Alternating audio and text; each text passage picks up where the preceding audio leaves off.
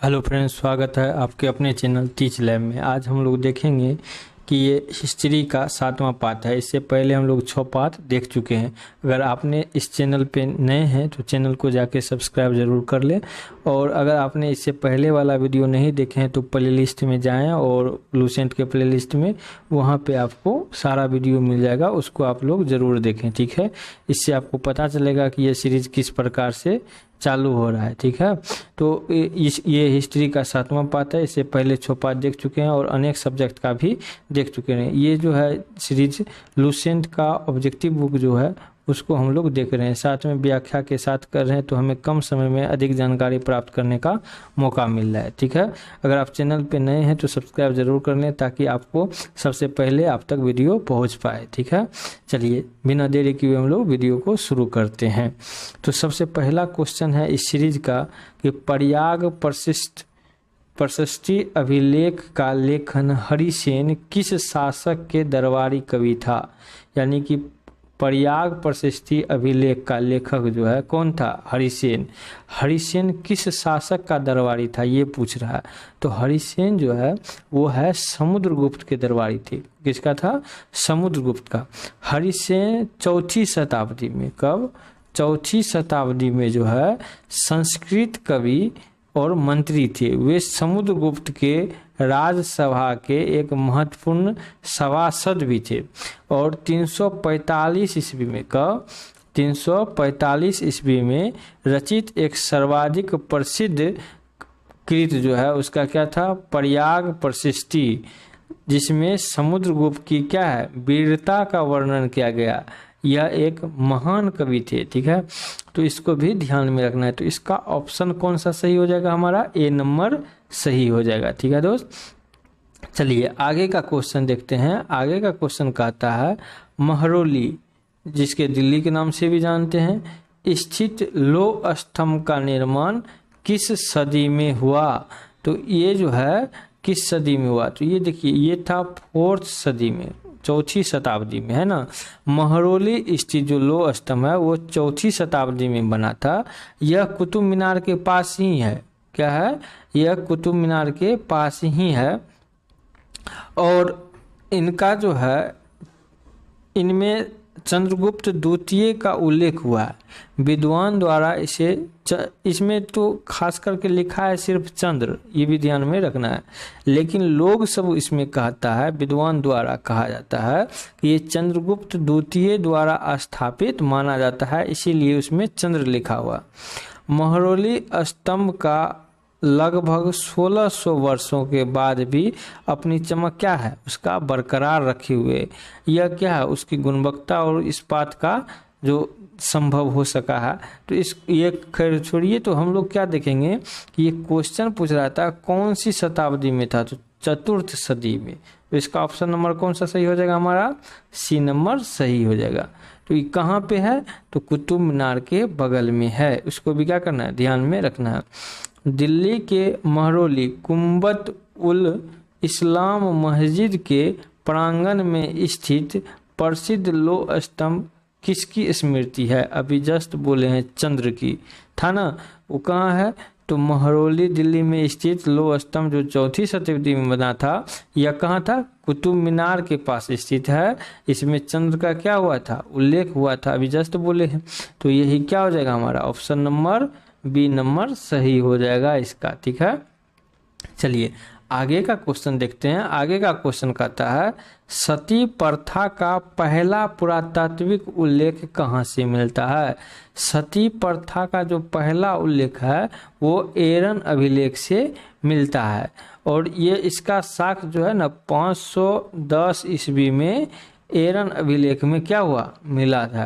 तो सती प्रथा का सबसे पहला एरन अभिलेख में, तो इसको भी ध्यान में रखना है। इसका ऑप्शन नंबर कौन सा हो जाएगा सही? सी नंबर सही हो जाएगा। ठीक है दोस्त, चलिए आगे का क्वेश्चन देखते हैं। आगे का क्वेश्चन कहता है एरन अभिलेख का संबंध किस शासक से है? अभी जस्ट बताएं कि चंद्रगुप्त द्वितीय से। किससे है? चंद्रगुप्त द्वितीय नहीं, सॉरी, भानुगुप्त। एरन अभिलेख न है, वो था हमारा चंद्रगुप्त द्वितीय, चंद्र से। ठीक है, तो इसका हो जाएगा भानुगुप्त। इसका ऑप्शन नंबर कौन सा हो जाएगा? हमारा भानुगुप्त। ठीक है, भानुगुप्त से संबंधित है। इसका ऑप्शन नंबर कौन सा हो जाएगा, डी नंबर सही है। एरन अभिलेख जो है ऐतिहासिक स्थान ये कहाँ पे स्थित है, मध्य प्रदेश के सागर जिले में स्थित है। प्राचीन सिक्कों में इसको एरिनिका नाम से भी जाना जाता है, ऐसे करके लिखा होगा, एरिकिन लिखा है, ठीक है। प्राचीन सिक्का का बात करें, एरन में एक अन्य अभिलेख भी प्राप्त हुआ था जो कि 510 ईस्वी में हुआ था। कब हुआ था, 510 ईस्वी में। माना जाता है कि इसे भानुगुप्त अभिलेख भी कहते हैं। यह अभिलेख भानुगुप्त के मंत्री गोपराज के बारे में है। यह माना जाता था कि भानुगुप्त के मंत्री गोपराज और उनके साथ युद्ध लड़ते हुए वीरगति प्राप्त हो गए थे, जिसे गोपराज की पत्नी सती हो गई और इसी वजह से इस अभिलेख को एरन का सती अभिलेख के नाम से भी जाना जाता है। तो इसको भी ध्यान में रखना है। एरन का अभिलेख क्या है, भानुगुप्त से संबंधित है। गोपराज की पत्नी जो है वीरगति का इसमें क्या हो गया था और उसी की पत्नी क्या हो गई थी, सती हो गई थी, जिसके कारण से सती का इसमें कहा जाता है। तो एरन अभिलेख इसका हो जाएगा। चलिए अगला देखते हैं क्वेश्चन। आगे का क्वेश्चन कहता है ऐहोल प्रशिष्टि और रचयिता रवि कीर्ति किस चालुक्य शासक का दरबारी कवि था। तो वो था पुलकेशिन द्वितीय। किसका था, ऐहोल से चालुक्य नरेश पुलकेशिन द्वितीय कब 634 ईस्वी का एक अभिलेख प्राप्त हुआ था।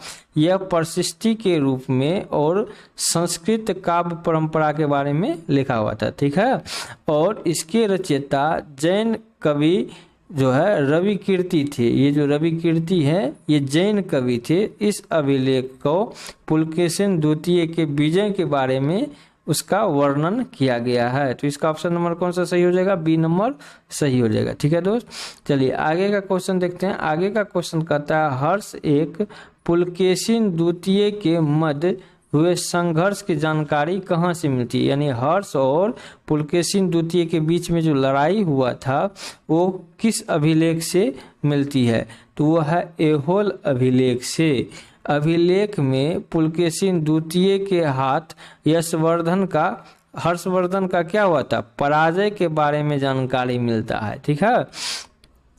और यह अनुमान लगाया जा सकता है कि हर्ष और पुलकेशिन के बीच का जो युद्ध हुआ था वो 630 से लेके 634 ईस्वी के बीच में हुआ था। ये अनुमान लगाया गया है, ठीक ना। तो इसका ऑप्शन कौन सा हो जाएगा, हर्ष और पुलकेशिन द्वितीय का अभिलेख कब हुआ था, युद्ध जो है जानकारी जो मिलता है वो किससे मिलता है, ऐहोल अभिलेख से। कब हुआ था, तो 630 से 634 ईस्वी के बीच में अगर पूछ देगा तो। और इसमें पराजित कौन हुआ था, हर्षवर्धन इसमें पराजित हो गए थे, हर्ष, ठीक ना। तो इसका ऑप्शन नंबर कौन सा सही हो जाएगा, ए नंबर सही हो जाएगा, ठीक है दोस्त। चलिए आगे का क्वेश्चन देखते हैं। आगे का क्वेश्चन कहता है कवि कालिदास के नाम का उल्लेख किस लेख में हुआ है। कवि जो है वो कालिदास का ऐहोल अभिलेख से ही उत्कीर्ण लेख में हुआ था, ऐहोल अभिलेख से ही। कब, 6वीं सदी में, जब 634 में इसको मिला है तो इसका मतलब 6वीं सदी में हो गया। 6वीं सदी में क्या हुआ था, बाणभट्ट ने अपनी रचना जो है हर्षचरित में कालिदास का उल्लेख किया, ठीक है। कौन सा, बाणभट्ट का कौन सा है, हर्षचरित, ठीक है। हर्षचरितम एक किताब लिखा बाणभट्ट और उसी में रचना में कालिदास का उल्लेख किया गया। इसी काल में पुलकेशिन द्वितीय के ऐहोल अभिलेख में कालिदास का भी जिक्र है। अतः इसके बाद हम लोग क्या कर सकते हैं, ये इसी में हो सकता है। तो इसका ऑप्शन नंबर कौन सा हो जाएगा, ऐहोल अभिलेख उत्कीर्ण लेख में, ठीक है। चलिए आगे का क्वेश्चन देखते हैं। आगे का क्वेश्चन कहता है अभिलेखों की ऐतिहासिक पराक्तन के साथ प्रारंभ होने की परंपरा को सूत्रपात किसने किया। तो इसका राजा ने किया था, ठीक है, सूत्रपात। अभिलेख के इतिहास का जो है सर्वप्रथम जो है परंपरा जो था यही शुरू किया था राजराजा ने ही सर्वप्रथम। कब? तो ये था 985 से 1014 ईस्वी के बीच में राज प्रथम ये जो है परांतक द्वितीय का पुत्र और उत्तराधिकारी था। इसके शासन में 30 वर्ष चोल साम्राज्य के सर्वाधिक गौरवशाली वर्ष था, ठीक है। और इसमें अपने पितामह जो है परांतक प्रथम को लौह एवं रक्त की नीति भी पालन करते हुए राज का उपाधि ग्रहण कर लिया था, ठीक है। तो इसका ऑप्शन नंबर कौन सा हो जाएगा? बी नंबर सही हो जाएगा, ठीक है दोस्त।